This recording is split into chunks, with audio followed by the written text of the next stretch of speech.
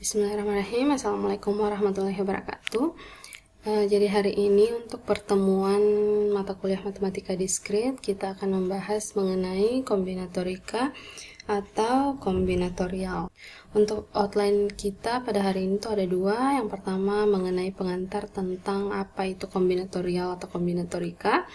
Kemudian yang kedua adalah mengenai permutasi. Yang pertama mengenai pengantar tentang kombinatorial atau kombinatorika. Jadi kombinatorial di sini adalah cabang matematika untuk menghitung jumlah penyusunan objek-objek tanpa harus mengenumerasi semua kemungkinan susunannya. Mengenumerasi di sini itu maksudnya menuliskan semua kemungkinan susunan yang bisa terbentuk dari objek-objek yang telah diketahui. Nah, terdapat dua kaidah dasar menghitung yang akan kita pelajari juga pada hari ini. Yang pertama adalah kaidah penjumlahan atau rule of sum. Yang kedua adalah kaidah perkalian atau rule of product. Masing-masing dari kaidah dasar menghitung ini akan kita bahas pada slide selanjutnya, berikut dengan contoh masing-masing untuk mempermudah kalian memahami perbedaan mengenai rule of sum dan rule of product ini. Yang pertama mengenai kaidah penjumlahan atau rule of sum. Kita misalkan di sini terdapat dua kali percobaan, di mana percobaan pertama menghasilkan sebanyak P hasil, sedangkan percobaan kedua menghasilkan Q hasil. Nah, untuk rule of sum, hasil dari percobaan 1 atau percobaan 2 di sini, maka dia menghasilkan P tambah Q hasil. Untuk contohnya bisa kita bahas di slide selanjutnya. Kita ambil contoh. Ketua tingkat informatika 2020 hanya ada satu orang, di mana ketua tingkat tersebut bisa pria atau wanita. Jadi di sini tidak bias gender. Jumlah laki-laki informatika 2020 ada 25 orang. Sedangkan untuk jumlah perempuannya ada 18 orang. Jadi di sini kita ingin tahu kira-kira berapa banyak cara memilih ketua angkatan atau ketua tingkat untuk informatika 2020 berdasarkan info yang sudah disebutkan. Nah, untuk penyelesaiannya kita susun dulu kemungkinan-kemungkinan yang bisa terjadi. Nah, yang pertama, banyaknya kemungkinan laki-laki yang terpilih itu ada 25 orang. Kemudian banyaknya kemungkinan perempuan yang terpilih ada 18 orang. Maka untuk mengetahui berapa banyak cara memilih ketua angkatan, ini bisa diselesaikan dengan menggunakan rule of sum. Jadi tinggal kita tambah saja. Maka hasilnya adalah 43. Untuk proses pembuktiannya bisa kita lihat pada slide berikutnya. Di sini masih dengan contoh kasus yang sama, yaitu kasus pemilihan ketua tingkat atau ketua angkatan, tapi di sini saya akan ambil nilai yang sedikit lebih kecil untuk proses pembuktiannya. Jadi soalnya masih sama, tapi di sini diubah, di mana jumlah mahasiswa laki-lakinya ada 5 orang, sedangkan untuk jumlah mahasiswa perempuan ada 3 orang. Jadi seperti yang kita bahas sebelumnya, bahwa untuk mengetahui banyaknya cara memilih ketua angkatan bisa diselesaikan dengan rule of sum, jadi tinggal ditambah, yaitu 5 ditambah 3 sama dengan 8. Untuk proses pembuktiannya bisa kita lihat sebagai berikut. Jadi kita misalkan 5 orang mahasiswa laki-laki tersebut bernama Andi, Budi, Cecep, Dedi, dan Endi. Sedangkan untuk mahasiswa perempuannya ada 3 orang. Kita misalkan sebagai Anti, Bian, dan juga Citra. Nah, karena yang dipilih hanya ada satu orang dan tidak bias gender, maka ada 8 kemungkinan terpilihnya ketua angkatan atau ketua tingkat. Kemungkinan yang pertama yaitu Andi yang terpilih, sedangkan 7 orang mahasiswa lainnya tidak terpilih. Kemungkinan yang kedua Budi yang terpilih dan 7 mahasiswa lainnya tidak terpilih. Kemungkinan ketiga, Cecep yang terpilih sedangkan mahasiswa yang lainnya tidak terpilih. Sampai dengan seterusnya, di mana Citra yang terpilih sedangkan 7 orang mahasiswa lainnya tidak terpilih. Nah, di sini kita tidak perlu menuliskan satu persatu kemungkinan-kemungkinan yang bisa terjadi. Ya, ini mengacu pada penjelasan di awal mengenai apa itu kombinatorika. Jadi, kita tidak perlu menuliskan semua kemungkinannya. Kita tidak perlu mengenumerasi semua kemungkinan susunan yang bisa terbentuk. Jadi, cukup kita ketahui berapa jumlah kemungkinan yang bisa terbentuk dari susunan objek-objeknya. Yang kedua adalah kaidah perkalian atau rule of product. Sama juga di sini kita misalkan terdapat 2 kali percobaan, di mana percobaan pertama menghasilkan sebanyak P hasil, sedangkan untuk percobaan kedua menghasilkan Q hasil. Untuk rule of product maka dia akan dikali. Jadi perbedaannya ada di situ. Kalau rule of sum dia ditambah, kalau rule of product dia dikali. Mengenai contoh dari penggunaan rule of product di sini bisa kita lihat pada slide selanjutnya. Nah, di sini ada contoh 2 orang perwakilan informatika 2020 akan diutus untuk mengikuti seminar, di mana 2 orang perwakilan tersebut terdiri dari 1 orang laki-laki dan 1 orang perempuan. Jumlah laki-laki informatika 2020 ada 25 orang, sedangkan untuk jumlah perempuannya ada 18 orang. Jadi di sini kita ingin tahu kira-kira berapa banyak cara memilih kedua perwakilan tersebut berdasarkan persyaratan-persyaratan dan informasi yang telah diberikan sebelumnya. Untuk penyelesaiannya, jadi kita susun dulu setiap kemungkinan yang bisa terjadi. Jadi banyaknya kemungkinan laki-laki yang terpilih itu ada 25 orang, sedangkan banyaknya kemungkinan perempuan yang terpilih itu ada 18. Nah, jadi banyaknya cara untuk memilih 2 orang tersebut, yaitu 1 orang laki-laki dan 1 orang perempuan, diselesaikan dengan menggunakan rule of product, maka dia akan diperkalikan. Jadi 25 dikali dengan 18 menghasilkan 450. Untuk proses pembuktiannya bisa dilihat pada slide selanjutnya. Di sini juga soalnya masih sama, tapi diubah jumlah dari mahasiswanya supaya lebih memudahkan. Jadi di sini jumlah mahasiswa laki-lakinya ada 5 orang dan jumlah mahasiswa perempuannya ada 3 orang. Sehingga jumlah keseluruhan kemungkinan yang terjadi itu ada 5 dikali 3 yaitu 15. Jadi kita akan susun kira-kira 15 yang dimaksud di sini itu yang mana. Nah, kita misalkan kembali untuk 5 orang mahasiswa tersebut, kita misalkan namanya sebagai Andi, Budi, Cecep, Dedi, dan Endi. Kemudian untuk mahasiswa perempuan ada Anti, Bian, dan Citra. Nah, karena yang dipilih 2 orang yang terdiri dari perempuan dan laki-laki, maka terdapat 15 kemungkinan yang bisa terjadi. 15 kemungkinan ini bisa kita lihat listnya sebagai berikut. Nah, di sini kita list dulu atau daftar dulu berapa orang laki-laki yang ada. Jadi di sini ada 5 orang, yaitu Andi, Budi, Cecep, Dedi, dan Endi. Setiap orang atau setiap laki-laki di sini bisa berpasangan dengan 1 orang perempuan. Jadi Andi bisa berpasangan dengan Anti, sehingga perwakilan yang pergi yaitu Andi dan Anti. Andi kemungkinan juga bisa berpasangan dengan Bian, kemudian Andi juga bisa berpasangan dengan Citra.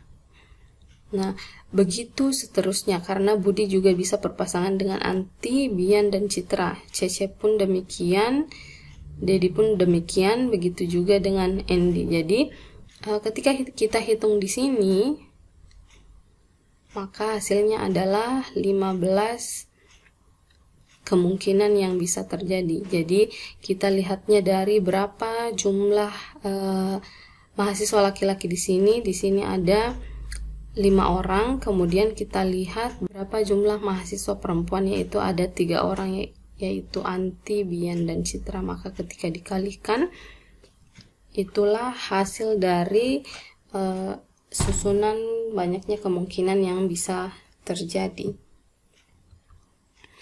Nah, terdapat perluasan kaidah dasar menghitung, yaitu kaidah perkalian dan penjumlahan.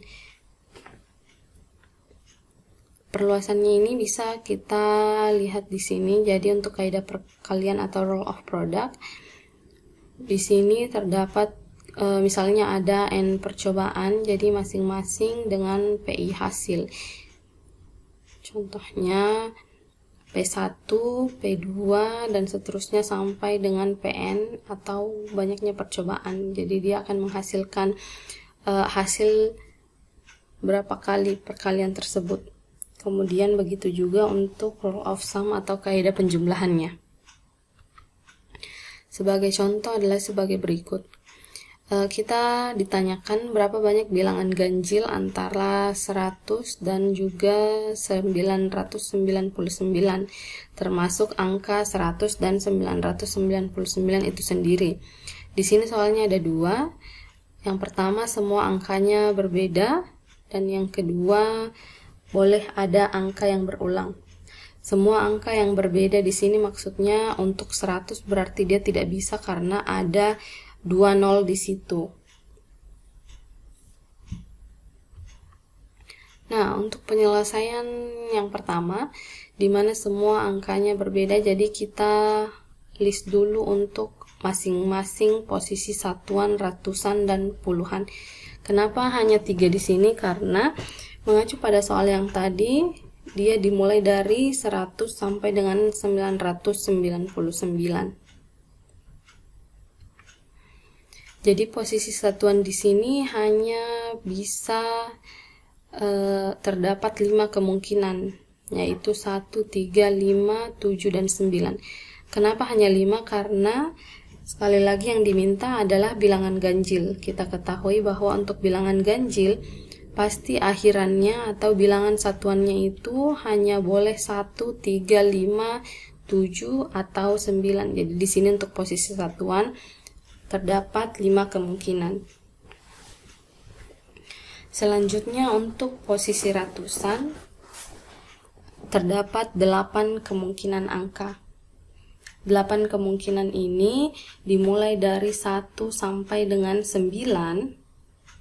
Akan tetapi karena semua angkanya beda, jadi kita kurangi 1 lagi karena sudah diambil di posisi satuan.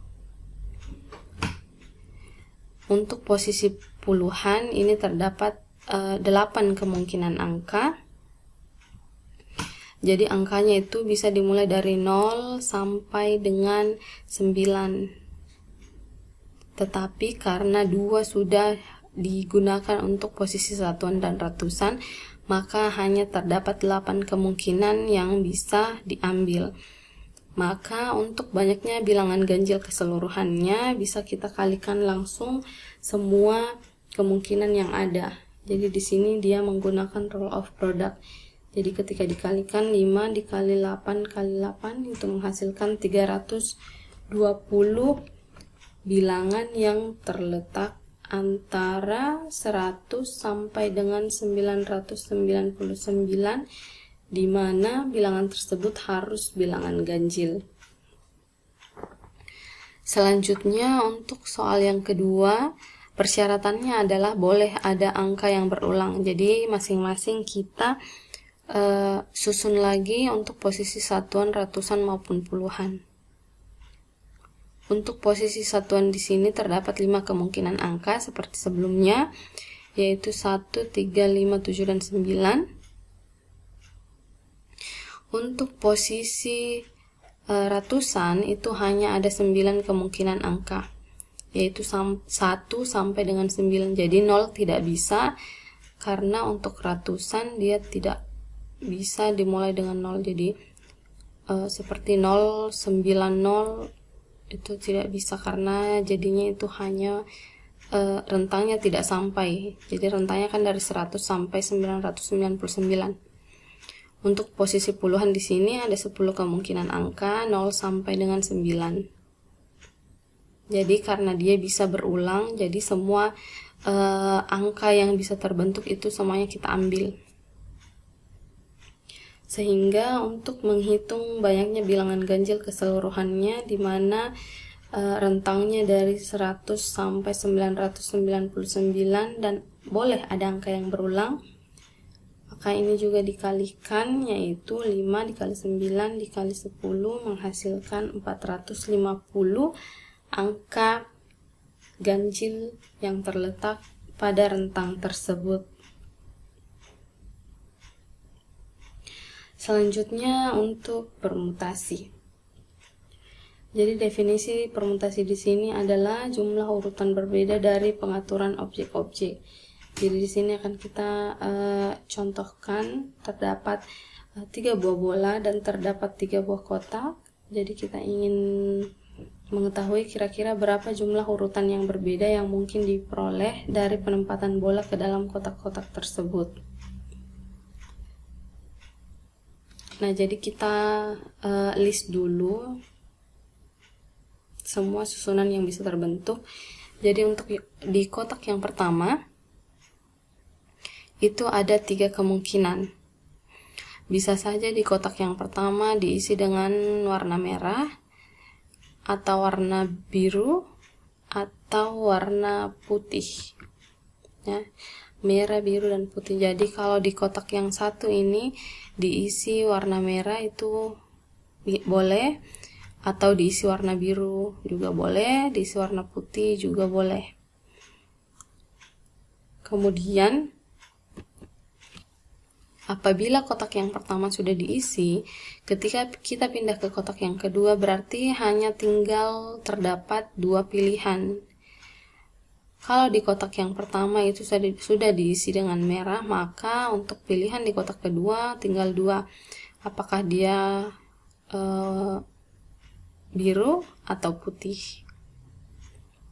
Begitu juga apabila di kotak yang pertama ternyata yang terisi adalah biru, maka untuk kotak yang kedua juga terdapat 2 kemungkinan, entah itu merah atau putih, dan seterusnya. Ketika kotak pertama dan kotak kedua sudah terisi, maka di kotak yang ketiga hanya ada tinggal 1 kemungkinannya. Jadi semisal untuk kotak yang pertama diisi oleh merah, kotak yang kedua diisi oleh biru, maka kemungkinan untuk kotak yang ketiga hanya tinggal diisi oleh warna putih. Nah, semua susunannya itu kemungkinan susunannya bisa dijabarkan seperti ini, meskipun sebenarnya tidak diharuskan. Ini hanya untuk memperlihatkan bagaimana proses untuk memperoleh jumlah kemungkinannya. Jadi jumlah kemungkinan urutan berbeda dari penempatan bola ke kotak itu ada 3 kali 2 kali 1 atau 3 faktorial sama dengan 6. 3-nya ini diambil dari kemungkinan yang bisa masuk di kotak yang pertama, yaitu merah, biru, maupun putih. 2 ini diambil dari kemungkinan kotak yang kedua. Jadi karena kotak yang pertama sudah terisi, jadi tinggal 2 buah bola yang bisa kita masukkan di kotak kedua. 1 di sini adalah kemungkinan untuk di kotak yang ketiga. Jadi permutasi sendiri merupakan bentuk khusus dari aplikasi kaidah perkalian atau rule of product. Jadi di sini misalkan jumlah objek adalah n, maka urutan pertama dipilih dari n objek, urutan kedua dipilih dari n kurang 1 objek, urutan ketiga dipilih dari n kurang 2 objek, dan seterusnya sampai dengan urutan terakhir dipilih dari 1 objek yang tersisa. Ini sama halnya seperti contoh yang sebelumnya. Jadi menurut kaidah perkalian atau rule of product, permutasi dari n objek itu bisa dinotasikan sebagai berikut. Jadi N dikalikan dengan N kurang 1 dikali N kurang 2 dan seterusnya sampai dengan 1, maka dia menghasilkan N faktorial. Jadi tanda seru di sini itu namanya faktorial. Kemudian permutasi R dari N elemen. Jadi di sini ada persyaratannya. Permutasi R dari N elemen adalah jumlah kemungkinan urutan R buah elemen yang dipilih dari N buah elemen, di mana R kurang dari atau sama dengan N. Yang dalam hal ini pada setiap kemungkinan tidak ada elemen yang sama. Jadi untuk permutasi R dari N elemen bisa ditunjukkan pada notasi sebagai berikut. Jadi permutasi R dari N itu sama dengan N faktorial dibagi dengan N kurang R faktorial. Contoh ada seperti ini. Ada 6 buah bola yang berbeda warnanya, kemudian ada 3 buah kotak. Masing-masing kotak hanya boleh diisi 1 buah bola. Jadi berapa jumlah urutan berbeda yang mungkin diperoleh dari penempatan bola-bola tersebut? Maka yang pertama yang harus kita lakukan adalah menentukan berapa jumlah N dan juga R-nya. Di sini R-nya ada 3 dan N-nya ada 6. Maka untuk menghitung kemungkinan susunannya dengan menggunakan bentuk permutasi ini adalah sebagai berikut. Jadi P 6,3 jadi 6 faktorial dibagi dengan 6 kurang 3 faktorial, maka menghasilkan 6 faktorial dibagi 3 faktorial. 6 faktorial ini kemudian kita jabarkan jadi 6 dikali 5 kali 4 kali 3 faktorial. Sebenarnya di sini bisa dilanjutkan jadi 3 kali 2 kali 1. Akan tetapi karena di sini ada 3 faktorial sebagai penyebut, jadi bisa kita hilangkan seperti ini. Maka hasilnya tinggal 6 kali 5 kali 4 menghasilkan 120 kemungkinan. Baik, itu saja untuk hari ini mengenai materi kombinatorika. Minggu depan akan kita lanjutkan masih dengan materi yang sama, tapi tentang pembahasan mengenai kombinasi. Jika ada pertanyaan, silakan ditanyakan. Terima kasih. Assalamualaikum warahmatullahi wabarakatuh.